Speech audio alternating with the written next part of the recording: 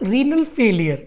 अब renal failure तो हमें पता है कि किडनी अपने फंक्शंस जब करने रोक देगा तो उसकी वजह से क्या क्या कॉन्सिक्वेंसेज होंगे।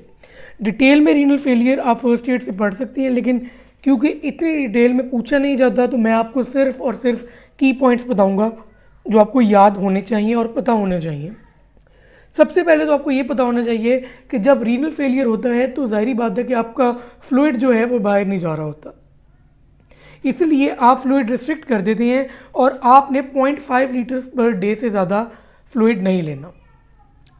अगली बात, आपको पता है कि किडनी आपकी 3 चीज़ें बना रहा है, एरिथ्रोपोइटिन, विटामिन डी एक्टिवेट कर रहा है और रेनिन बना रहा है। अब इसमें भी आपने याद रखना है कि जब एरिथ्रोपोइटिन नहीं बनेगी तो एरिथ्रोपोइटिन नहीं बनती तो उसकी वजह से क्या होगा, एरिथ्रोपोइसिस नहीं होगी, आरबीसीज नहीं बनेंगे तो अल्टीमेटली अनीमिया हो जाएगा। और विटामिन डी नहीं जब बनती, एक्टिवेट नहीं होती विटामिन डी, तो उसकी वजह से अल्टीमेटली कैल्शियम जो है बॉडी में कम हो जाएगा और आहिस्ता आहिस्ता रीनल ऑस्टियोडिस्ट्रॉफी हो जाएगी, यानी कि आपकी बोन्स जो हैं वो कमज़ोर होने लग जाएंगी। इसके अलावा ये आपको पता है कि जो किडनी है उसके फंक्शन को मॉनिटर करने के लिए शुरू में ही बता दिया गया था कि क्रिएटिनिन जो है ना वो एक मेजर चीज़ है। क्रिएटिनिन क्लियरेंस हम देखते हैं किडनी के फंक्शंस को देखने के लिए।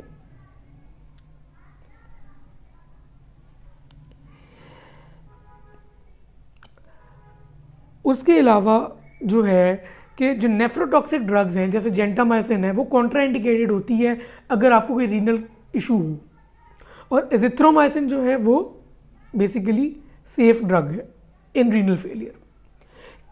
इसके अलावा जो चीज़ें आपको पता होनी चाहिए वो ये है कि जैसे ही आपका किडनी अफेक्ट होगा, रीनल फेलियर होगा, उसकी वजह से एक तो होगी मेटाबॉलिक एसिडोसिस,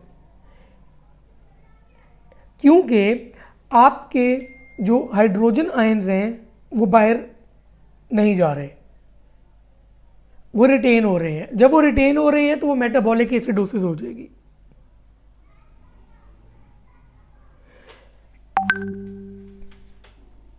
अब चलते हैं सीधा सीधा एमसीक्यूज की तरफ जो पूछे गए हैं। वो है in CRF fluid restriction 0.5 litres per day आपने देना है। सीआरएफ है, अनीमिया क्यों होगा, क्योंकि एरिथ्रोपोइटिन कम होगी। ये मल्टीपल टाइम्स रिपीट हुए तो ये आपको अच्छी तरह पता होना चाहिए। एंड स्टेज रीनल डिजीज है, what is affected on the long term basis, erythropoietin. Best way to measure GFR in CRF patient, creatinine clearance, decreased conversion of 25 hydroxy to 125 hydroxy D3, ये विटामिन डी की activation है, CRF में नहीं होगी। Contraindicated in chronic renal failure is gentamicin, safe in chronic kidney disease azithromycin। Renal failure होगा तो उसमें urea levels बढ़ेंगे क्योंकि यूरिया की बेसिकली सिक्रीशन कम हो जाएगी। Pallor, fever and pedal oedema. देखिए पैलर शो कर रहा है अनीमिया है, ठीक है, और पीडल एडीमा शो कर रहा है कि बेसिकली आपकी वाटर की